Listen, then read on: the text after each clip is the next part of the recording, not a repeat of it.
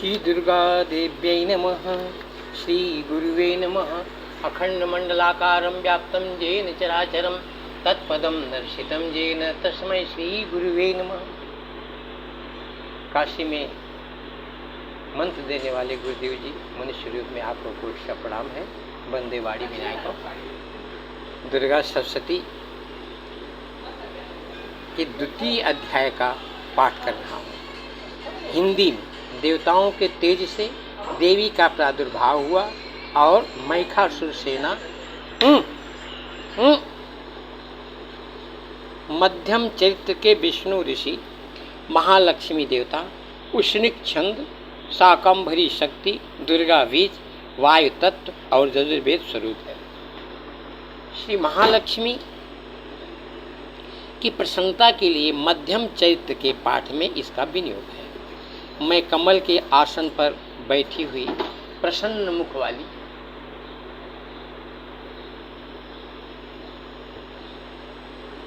महिषासुर मर्दिनी भगवती महालक्ष्मी का भजन करता हूँ, जो अपने हाथों में अक्षमाला, फरसा, गदा, बाण, वज्र, पद्म, धनुष, कुंडिका, दंड, शक्ति, खड्ग, ढाल, शंख, घंटा, मधुपात्र, शूल, पास और चक्र धारण करती है। ऋषि कहते हैं,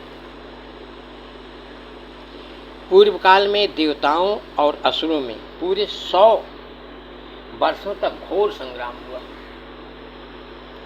उसमें असुरों का स्वामी महिषासुर था और देवताओं के नायक इंद्र थे। उस युद्ध में देवताओं की सेना महाबली असुरों से परास्त हो गई। संपूर्ण देवताओं को जीतकर महिषासुर ने अपना पद इंद्र के स्थान पर कर लिया, अर्थात इंद्र बन बैठा। तब पराजिता देवी की पूजा करने के लिए पराजित देवता प्रजापति ब्रह्मा जी को आगे करके उस स्थान पर गए जहां भगवान शंकर और विष्णु विराजमान थे। देवताओं ने महिषासुर के पराक्रम तथा अपनी पराजय का यथावत वृत्तांत उन दोनों देवेश्वरों से विस्तार पूर्वक कहा। वे बोले, भगवान महिषासुर सूर्य, इंद्र, अग्नि, वायु, चंद्रमा, यम, वरुण तथा अन्य देवताओं के भी अधिकार छीनकर स्वयं ही सबका अधिष्ठाता बना बैठा। उस दुरात्मा महिष ने समस्त देवताओं को स्वर्ग से निकाल दिया है। अब वे मनुष्य की भांति पृथ्वी पर विचरते हैं। दैत्यों की यह सारी करतूत हमने आप लोगों से कह सुनाई। अब हम आपकी ही शरण में आए हैं, त्राहिमाम उसके वध का कोई उपाय सोचिए। इस प्रकार देवताओं के वचन सुनकर भगवान विष्णु और शिव ने दैत्यों पर बड़ा क्रोध किया। उनकी भौहें तन गई और मुंह टेढ़ा हो गया। तब अत्यंत कोप में भरे हुए चक्रपाणि श्री विष्णु के मुख से एक महान तेज प्रकट हुआ। इसी प्रकार ब्रह्मा, शंकर तथा इंद्र आदि अन्यान्य देवताओं के शरीर से भी बड़ा भारी तेज निकला। वह सब मिलकर एक हो गए। महान तेज का वह पुंज जाज्वल्यमान पर्वत सा जान पड़ा। देवताओं ने देखा, वहां उसकी ज्वालाएं संपूर्ण दिशाओं में व्याप्त हो रही हैं। संपूर्ण देवताओं के शरीर से प्रकट हुई उस तेज की कहीं तुलना नहीं थी। एकत्रित होने पर वह एक नारी के रूप में परिणित हो गया और अपने प्रकाश से तीनों लोक में व्याप्त जान पड़ा। भगवान शंकर का जो तेज था, उससे उस देवी का मुख प्रकट हुआ। यमराज के तेज से उनके सिर में बाल निकल आए। श्री विष्णु भगवान के तेज से उनकी भुजाएं उत्पन्न हुई। चंद्रमा के तेज से दोनों स्तनों का और इंद्र के तेज से मध्य भाग यानी कटि प्रदेश का प्रादुर्भाव हुआ। वरुण के तेज से जंघा और पिंडली तथा पृथ्वी के तेज से नितंब भाग का प्रकट हुआ। ब्रह्मा के तेज से दोनों चरण और सूर्य के तेज से उसकी अंगुलियां हुई। वसुओं के तेज से हाथों की अंगुलियां और कुबेर के तेज से नासिका प्रकट हुई। उस देवता के दांत प्रजापति के तेज से और तीनों नेत्र अग्नि के तेज से प्रकट हुए। उसकी भौहें संध्या के और कान वायु के तेज से उत्पन्न हुए थे। इसी प्रकार अन्य देवताओं के तेज से भी उस कल्याणमयी देवी का आविर्भाव हुआ। तदनंतर समस्त देवताओं के तेज पुंज से प्रकट हुई देवी को देखकर महिषासुर के सताए हुए देवता बहुत प्रसन्न हुए। पिनाकधारी भगवान शंकर ने अपने शूल से एक शूल निकालकर उन्हें दिया। फिर भगवान विष्णु ने भी अपने चक्र से चक्र उत्पन्न करके भगवती को अर्पण किया। वरुण ने भी शंख भेंट किया। अग्नि ने उन्हें शक्ति दी और वायु ने धनुष तथा बाण से भरे हुए 2 तरकस प्रदान किए।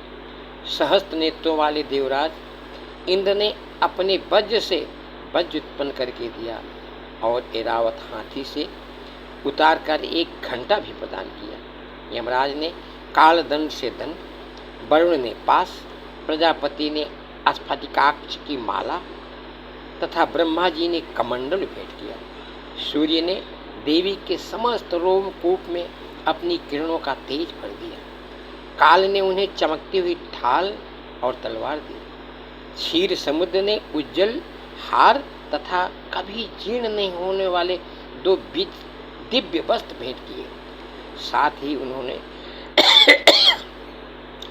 दिव्य चूड़ामणि, 2 कुंडल, कड़े, उज्जवल अर्धचंद्र, 100 बाहुओं के लिए केयूर, दोनों चरणों के लिए निर्मल नूपुर, गले की सुंदर हंसली और 100 अंगुलियों में पहनने के लिए रत्नों की बनी अंगूठियां भी। विश्वकर्मा ने उन्हें अत्यंत निर्मल फरसा भेंट किया।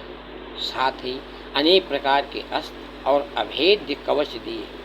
इनके सिवा मस्तक और वक्षस्थल पर धारण करने के लिए कभी न कुलाने वाले कमलों की मालाएं दी। जलधि ने उन्हें सुंदर कमल का फूल भेंट किया।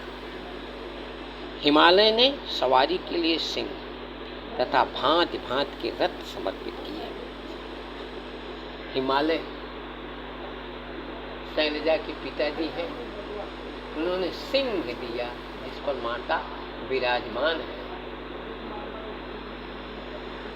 पिता हिमालय के भाल पर विराजमान देवी सिंह के ऊपर विराजमान हुई।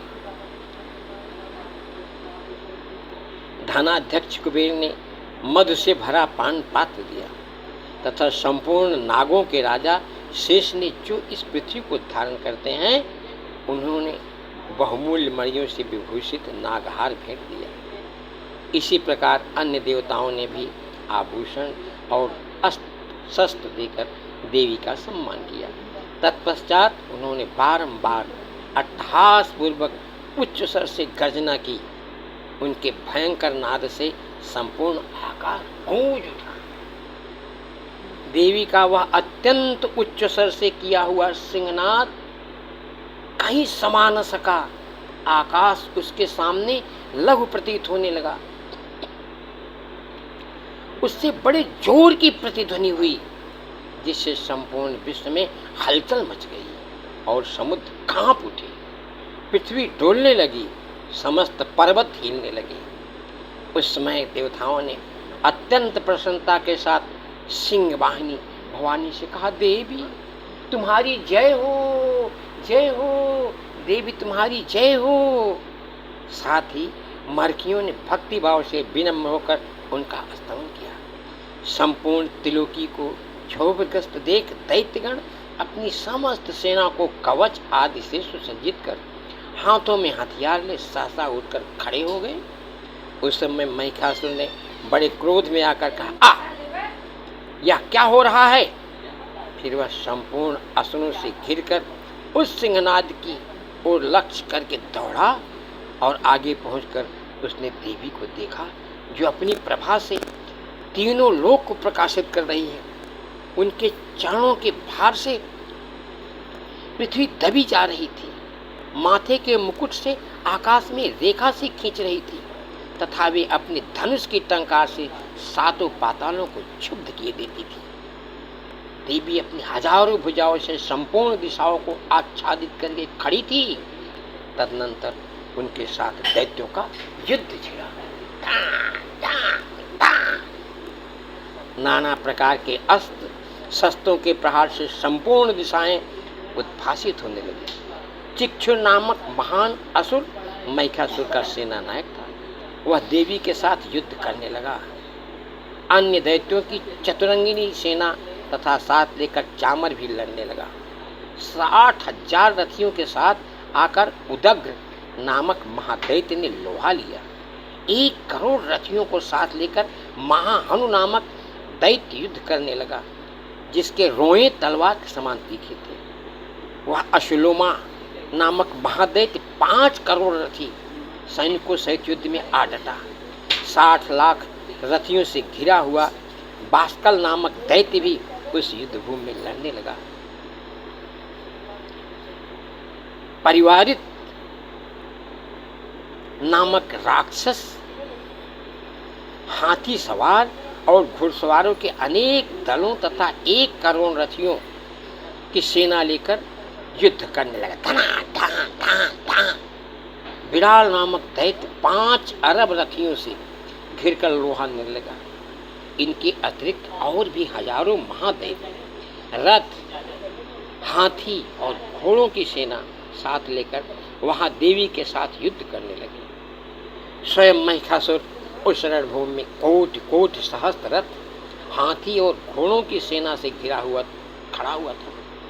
वे दैत्य देवी के साथ तोमर, भिंदीपाल, शक्ति, मूसल, खड्ग, परस और पट्टिस आदि अस्त्र शस्त्र का प्रहार करते हुए युद्ध कर रहे थे। कुछ दैत्यों ने उन पर शक्ति का प्रहार किया,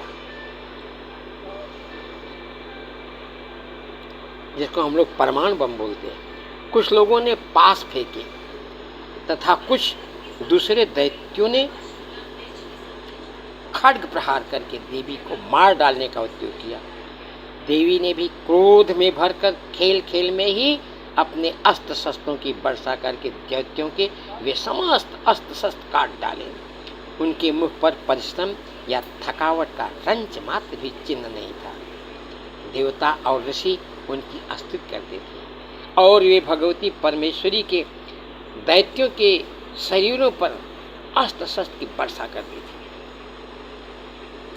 देवी का वाहन सिंह भी क्रोध में भरकर गर्दन के बालों को हिलाता हुआ असुरों की सेना में इस प्रकार विचरने लगा, मानो वनों में दावा नल फैल रहा।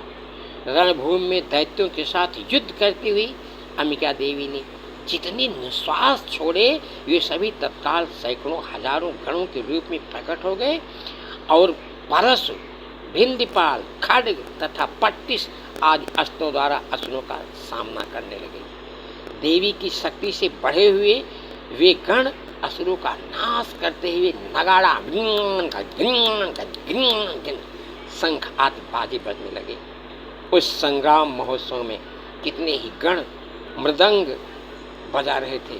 तदनंतर देवी ने त्रिशूल से, गदा से, शक्ति की वर्षा से और खड्ग आदि से सैकड़ों महादैत्यों का संहार कर डाला। कितनों को घंटे के भयंकर नाद से मूर्छित करके मार गिराया। बहुतेरे दैत्यों को पास से बांध कर धरती पर घसीटा। कितने ही दैत्य उनकी तीखी तलवार की मार से 2-2 टुकड़े हो गए। कितने ही गदा की चोट से घायल हो धरती पर सो गए। कितने ही मूसल की मार से अत्यंत आहत होकर रक्त बमन करने लगे। कुछ दैत्य शूल से छाती फट जाने के कारण पृथ्वी पर ढेर हो गए। उस रणांगण में बाण समूहों की दृष्टि से कितने ही असुरों की कमर टूट गई। बाज की तरह झपटने वाले देवपिंडक दैत्यगण अपने प्राणों से हाथ धोने लगे। किन्हीं की बाहें छिन्न भिन्न हो गई, किसी की गर्दनें कट गई। कितने ही दैत्यों के मस्तक काट काट कर गिरने लगे। कुछ लोगों के शरीर मध्य भाग में ही विदीर्ण हो गए। कितने ही महादैत्य जांघें कट जाने से पृथ्वी पर गिर पड़े। कितनों को ही देवी ने एक बाह, एक पैर, एक नेत्र वाले करके दो टुकड़े में चीर डाला। कितने ही दैत्य मस्तक कट जाने पर भी गिरकर फिर उठ जाते और केवल धड़ के ही रूप में अच्छे अच्छे हथियार हाथ में ले देवी के साथ युद्ध करने लगते थे। दूसरे कबंध युद्ध के बाजों की लय पर नाचते। कितने ही बिना सिर के धड़ हाथों में खड्ग शक्ति और ऋषि के लिए दौड़ते थे तथा दूसरे महादैत्य ठहरो ठहरो वह कहते हुए देवी को युद्ध के लिए ललकारते थे।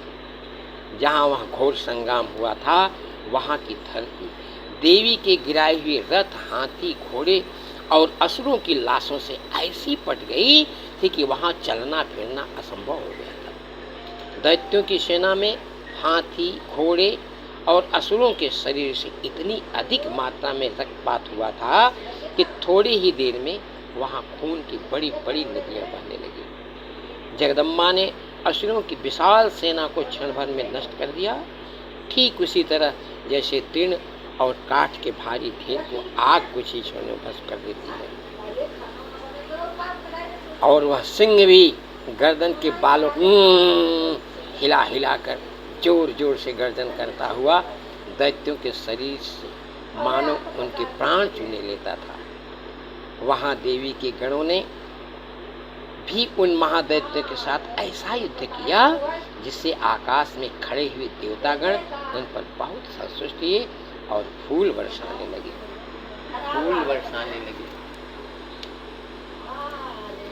इस प्रकार श्री मार्कंडेय पुराण में सावर्णिक मनवंतर की कथा के अंतर्गत देवी महात्म्य श्री महापुरुषों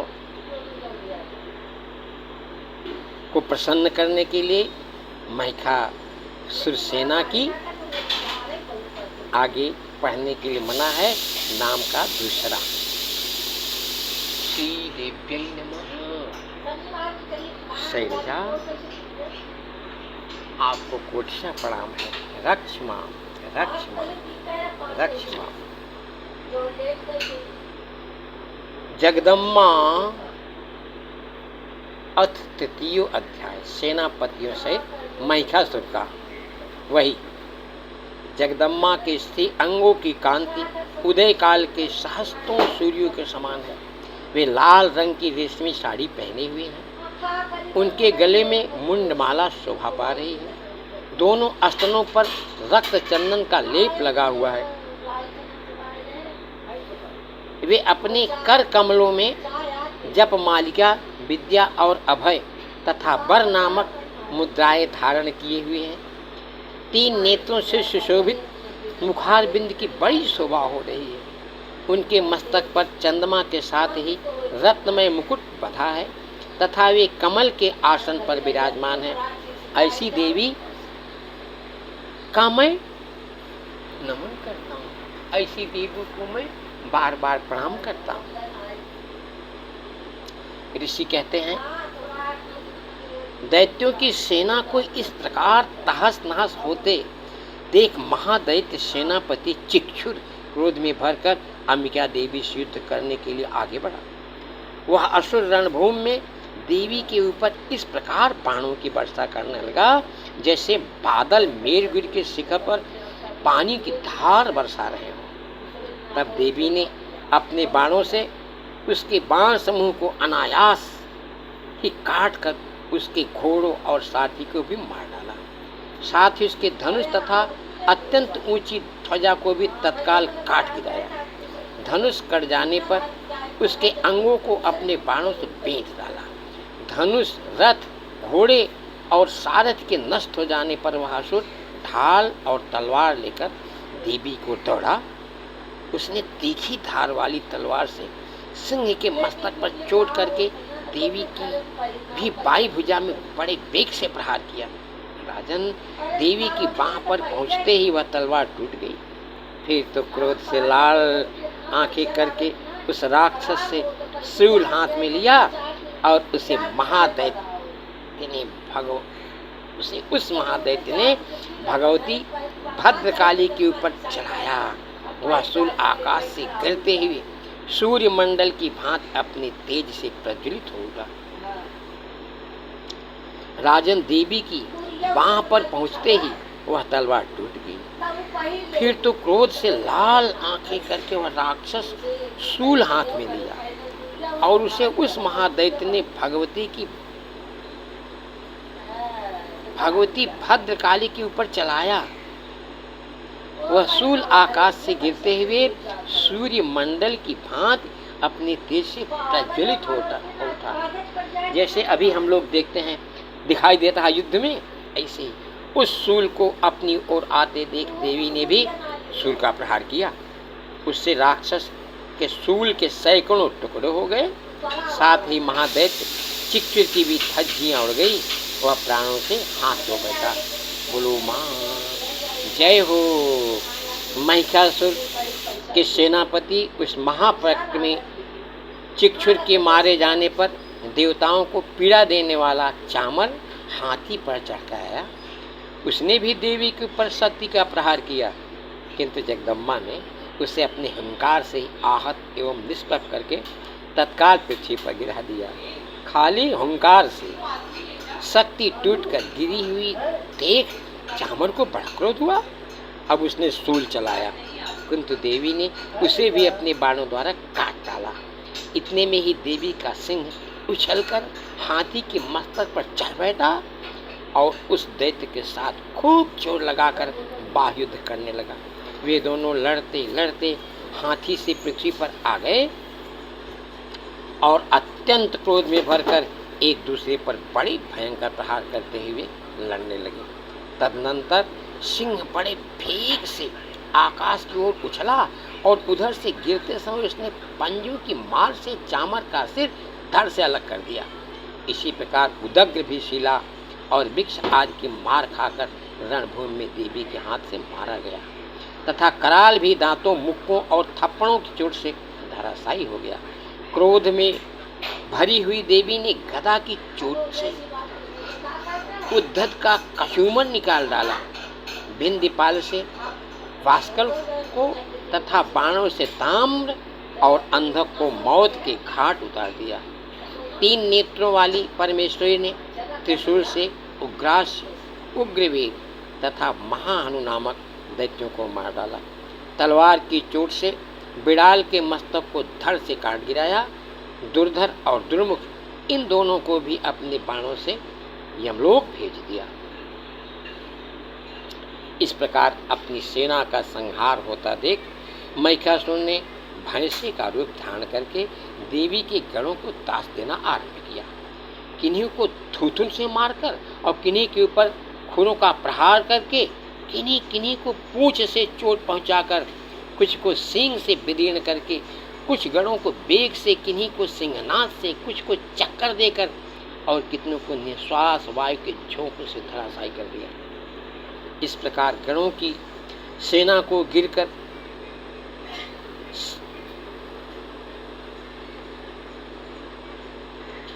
देख वह असुर महादेवी के सिंह को मारने के लिए झपटा। इससे जगदम्बा को बड़ा क्रोध हुआ। उधर महापराक्रमी महिषासुर भी क्रोध में भरकर धरती को खोदने लगा तथा अपने सिंह से ऊंचे ऊंचे पर्वतों को उठाकर फेंकने लगा। गरजने लगा। उसके बेग से चक्कर देने के कारण पृथ्वी क्षुब्ध होकर फटने लगी। उसकी पूंछ से टकराकर समुद्र सबोर से धरती को डूबने लगा। हिलते हुए सींगों के आघात से विदीर्ण होकर बादलों के टुकड़े टुकड़े हो गए। उसके श्वास की प्रचंड वायु के बेग से उड़े हुए सैकड़ों पर्वत आकाश से गिरने लगे। इस प्रकार क्रोध में भरे हुए उस महादैत्य को अपनी ओर आते देख चंडिका ने उसका वध करने के लिए महान क्रोध किया। उन्होंने पास फेंककर उस महान असुर को बांध लिया। उस महान संग्राम में बध जाने पर उसने भैंसे का रूप त्याग दिया और तत्काल सिंह के रूप में वह प्रकट हो गया। उस अवस्था में जगदम्बा ज्यों ही उसका मस्तक काटने के लिए उद्यत हुई, त्यों ही वह खड्गधारी पुरुष के रूप में दिखाई देने लगा। तब देवी ने तुरंत ही बाणों की वर्षा करके ढाल और तलवार के साथ उस पुरुष को भी बीध डाला। इतने में ही वह भगवान और महान गजराज के रूप में परिणित हो गया तथा अपनी सूंड से देवी के विशाल सिंहों को खींचने और गरजने लगा। खींचते समय देवी ने तलवार से उसकी सूंड काट डाली। तब उस महादैत्य ने पुनः भैंसे का शरीर धारण कर लिया और पहले की ही भांति चराचर प्राणियों सहित तीनों लोगों को व्याकुल करने लगा। तब क्रोध में भरी हुई जगन माता चंडिका बारंबार उत्तम मधु का पान करने और लाल लाल आंखें करके हंसने उधर वह बल और पराक्रम के मद से उन्मत्त हुआ राक्षस गर्जने लगा और अपने सिंहों से चंडी के ऊपर पर्वतों को फेंकने लगा। उस समय देवी अपने बाणों के समूहों से उसके फेंके हुए पर्वतों को चूर्ण करती हुई बोली। बोलते समय उनका मुख मधु के मद से लाल हो रहा था और बाणी लड़खड़ा रही थी। देवी ने कहा, मण, जब तक मैं मधु पीती हूँ तब तक तू क्षण भर के लिए खूब गरज ले। मेरे हाथ से यहीं तेरी मृत्यु हो जाने पर अब शीघ्र ही देवता भी गर्जना करेंगे। ऋषि कहते हैं, यो कहकर देवी उछली और उस महादैत्य के ऊपर चढ़ गई। फिर अपने पैर से उसे दबाकर उन्होंने शूल से उसके कंठ में आघात किया। उनके पैर से दबा होने पर भी महिषासुर अपने मुख से दूसरे रूप में बाहर होने लगा। अभी आधे शरीर से ही वह बाहर निकलने पाया था कि देवी ने अपने प्रभाव से उसे रोक दिया। आधा निकला होने पर भी वह महादैत्य देवी से युद्ध करने लगा। तब देवी ने बहुत ही बड़ी तलवार से उसका मस्तक काट गिराया। फिर तो हाहाकार करती हुई दैत्यों की सेना, सारी सेना भाग गई तथा संपूर्ण देवता अत्यंत प्रसन्न हुए। देवताओं ने दिव्य महर्षियों के साथ दुर्गा देवी का स्तवन किया। गंधर्वराज गाने लगे तथा अप्सराएं नृत्य करने लगी। देवी मैया तेरा कितना गुण गाऊं, छिन छिन छिन छिन पायल बाजत, छिन छिन छिन छिन पायल बाजत, नित्य तुम्हें दिखाऊं। देवी मैया तेरे कितने गुण गाऊं। इस प्रकार श्री मार्कंडेय पुराण में सावर्णिक मनवंतर की कथा के अंतर्गत देवी महात्म्य महिषासुर का वही जो हो रहा है नामक तीसरा। बोलो महिषासुर मर्दनी मैया की जय हो। श्री गुरुदेव महाराज की जय हो। चतुर्थ अध्याय, इंद्रादि देवताओं द्वारा देवी की स्तुति। सिद्धि की इच्छा रखने वाले पुरुष जिनकी सेवा करते हैं। सिद्धि, प्रत्येक पुरुष जो मेहनत करता है, कार्य सिद्ध करता है, वही माँ का सहारा लेता है और माँ को प्रसन्न करके सिद्धि प्राप्त करता है। तथा देवता जिन्हें सब ओर से घेरे रहते हैं, उन जया नाम वाली दुर्गा देवी का ध्यान करें। उनके श्री अंगों की आभा काले मेघ के समान श्याम है। वे अपने कटाक्षों से शत्रु समूह को भय प्रदान करते हैं। उनके मस्तक पर आबद्ध चंद्रमा की रेखा शोभा पाती है। वे अपने हाथों में शंख, चक्र, कृपाण और त्रिशूल धारण करते हैं। उनके 3 नेत्र हैं। वे सिंह के कंधे पर चढ़ी हुई हैं और अपनी तेज से तीनों लोगों को परिपूर्ण कर रही हैं। ऋषि कहते हैं, अत्यंत पराक्रमी दुरात्मा महिषासुर तथा उसकी दैत्य सेना के देवी के हाथों से मारे जाने पर इंद्र आदि देवता प्रणाम के लिए गर्दन तथा कंधे झुकाकर उन भगवती दुर्गा का उत्तम वचन द्वारा स्तवन करने लगे। उस समय उनके सुंदर अंगों में अत्यंत हर्ष के कारण रोमांच हो उठा।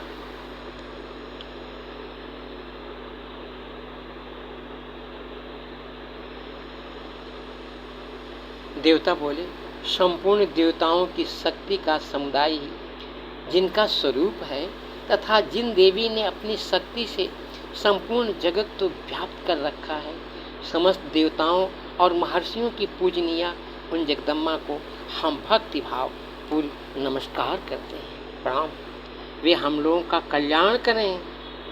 जिनके अनपर प्रभाव और बल का वर्णन करने में भगवान शेषनाग, ब्रह्मा जी तथा महादेव जी भी समर्थ नहीं हैं। वे भगवती चंडिका संपूर्ण जगत का पालन एवं अशुभ भय का नाश करने का विचार करें। जो पुण्यात्माओं के घर में स्वयं ही लक्ष्मी रूप से,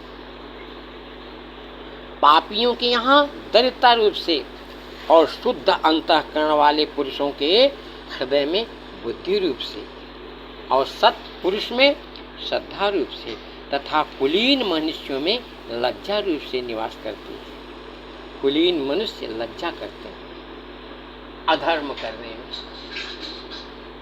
उन आप भगवती दुर्गा को हम नमस्कार करते हैं। नमः देवी, नमो देवी। देवी आप संपूर्ण विश्व का पालन कीजिए।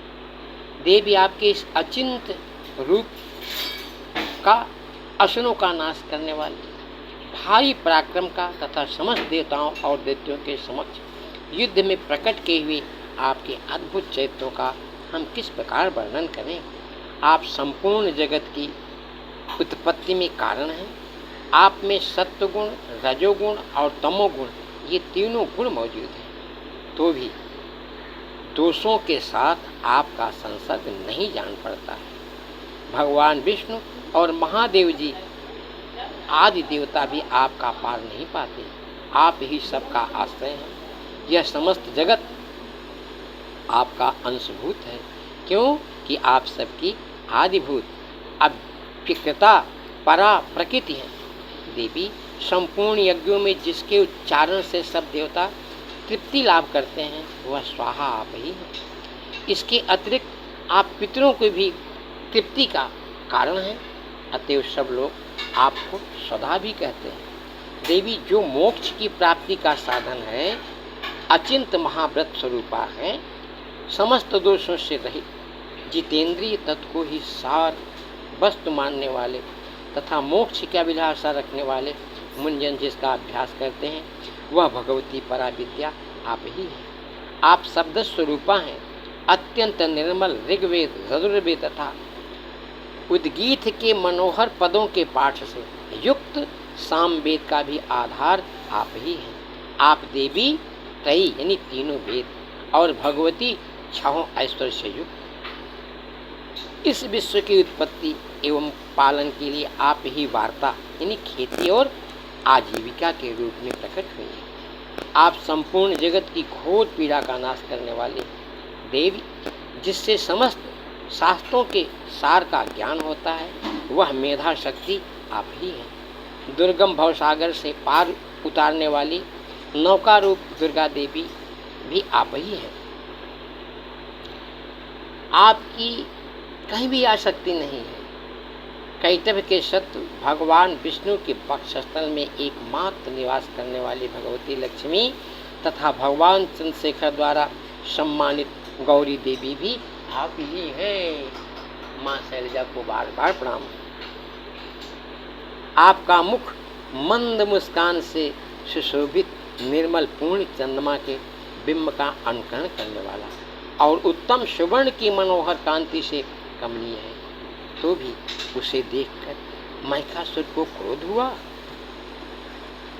और सहसा उसने उस पर प्रहार कर दिया। बड़े आश्चर्य की बात है। देवी वही मुख जब क्रोध से युक्त होने पर उदय काल के चंद्रमा की भांति लाल और तनी हुई भौहों के कारण विकराल हो उठा, तब उसे देखकर जो महिषासुर के प्राण तुरंत नहीं निकल गए, यह उससे भी बढ़कर आश्चर्य की बात है। क्योंकि क्रोध में भरे हुए यमराज को देखकर भला कौन जीवित रह सकता है। देवी आप प्रसन्न हो। परमात्मा स्वरूपा आपके प्रसन्न होने पर जगत का अभ्युदय होता है और क्रोध में भर जाने पर आप तत्काल ही कितने कुलों का सर्वनाश कर डालते हैं। यह बात अभी अनुभव में आई है, क्योंकि महिषासुर की यह विशाल सेना क्षण भर में आपके कोप से नष्ट हो गई है। सदा अभ्युदय प्रदान करने वाली आप जिन पर प्रसन्न रहती हैं वे ही देश में सम्मानित होते हैं। उन्हीं को धन और यश की प्राप्ति होती है। उन्हीं का धर्म कभी शिथिल नहीं होता तथा वे ही अपने हस्त पुष्ट स्त्री पुत्र और भृत्यों के साथ धन्य माने जाते हैं। देवी, आपकी ही कृपा से पुण्यात्मा पुरुष प्रतिदिन अत्यंत श्रद्धा पूर्वक सदा सब प्रकार से धर्मानुकूल कर्म करता है। धर्मानुकूल कर्म करता है। प्रत्येक आदमी का अलग अलग धर्म है और उसके प्रभाव से स्वर्गलोक में जाता है। इसलिए आप तीनों लोकों में निश्चय ही मनोवांछित फल देने वाली माँ दुर्गे, आप स्मरण करने पर प्राणियों का भय हर लेती है और स्वस्थ पुरुषों द्वारा चिंतन करने पर उन्हें परम कल्याणमयी बुद्धि प्रदान करती है। दुख, दरिद्रता और भय हरने वाली देवी, आपके सिवा दूसरी कौन है जिसका चित्त सबका उपकार करने के लिए सदा ही दयार्द हो रहता है। इसीलिए तो आप ब्रह्मचारिणी हैं।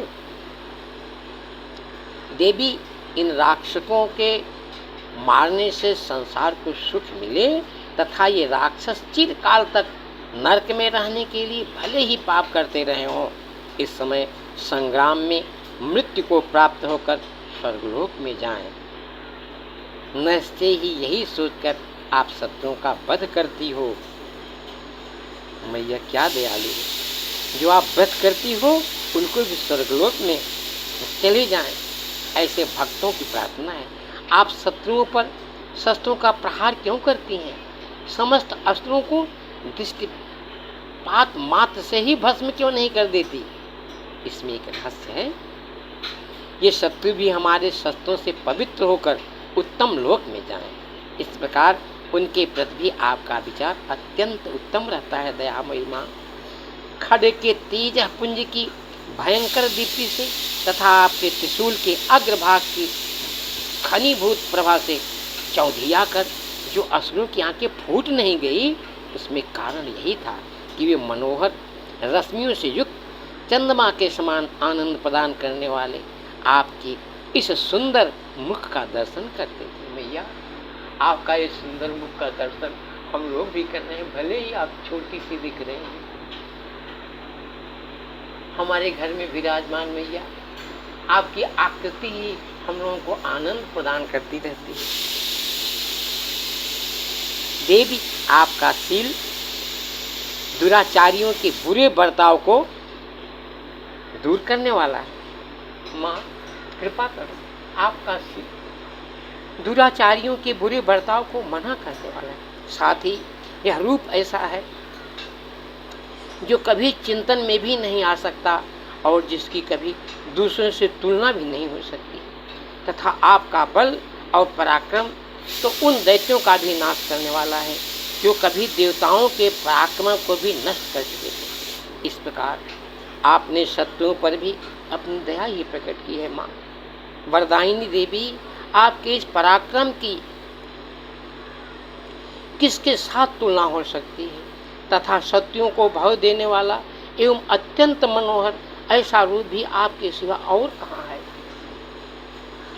हृदय में कृपा और युद्ध में निष्ठुरता, ये दोनों बातें तीनों लोगों के भीतर केवल आप में ही देखी गई है। माँ, जय जगदम्बे।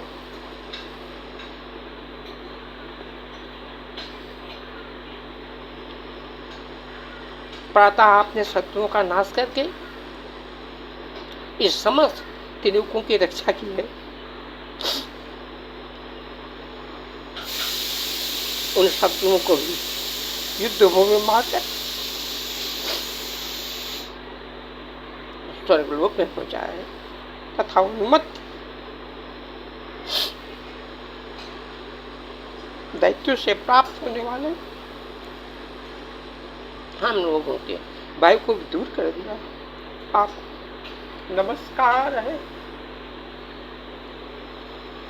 देव, आप शूल से हमारी रक्षा करें। अंबिके, आप खड्ग से भी हमारी रक्षा करें तथा घंटा की ध्वनि और धनुष की टंकार से भी हम लोगों की रक्षा करें। चंडिके, पूर्व, पश्चिम और दक्षिण दिशा में आप हमारी रक्षा करें तथा ईश्वरी अपने त्रिशूल को घुमाकर आप उत्तर दिशा में भी हमारी रक्षा करें। तीनों लोकों में आपके जो परम सुंदर एवं अत्यंत भयंकर रूप विचरते रहते हैं, उनके द्वारा भी आप हमारी तथा इस भूलोक की रक्षा करें। अंबिके, आपके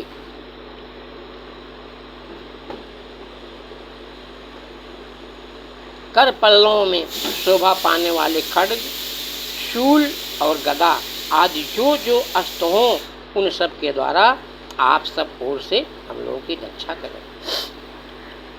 ऋषि कहते हैं, इस प्रकार जब देवताओं ने जगन माता दुर्गा की स्तुति की और नंदन वन के दिव्य पुष्पों एवं गंध चंदन आदि के द्वारा उनका पूजन किया, फिर सबने मिलकर जब भक्ति पूर्वक दिव्य धूपों के सुगंध निवेदन की, तब देवी प्रसन्न बदन होकर प्रणाम करते हुए शिव देवताओं से कहा। देवी बोल रही हैं, देवताओं, तुम लोग मुझसे जिस वस्तु की अभिलाषा रखते हो उसे मांगो। देवता बोले, भगवती, हमारी सब इच्छा पूर्ण कर दो, अब कुछ भी बाकी नहीं। आपने सब अपना दर्शन दे करके ही मेरी सब इच्छा पूर्ण कर दी, अब कुछ भी बाकी नहीं, क्योंकि हमारा यह शत्रु महिषासुर मारा गया। महेश्वरी, इतने पर भी यदि आप हमें और वर देना चाहती हैं, तो हम जब जब आपका स्मरण करें, तब तब आप दर्शन देकर हम लोगों के महान संकट दूर कर दिया करें।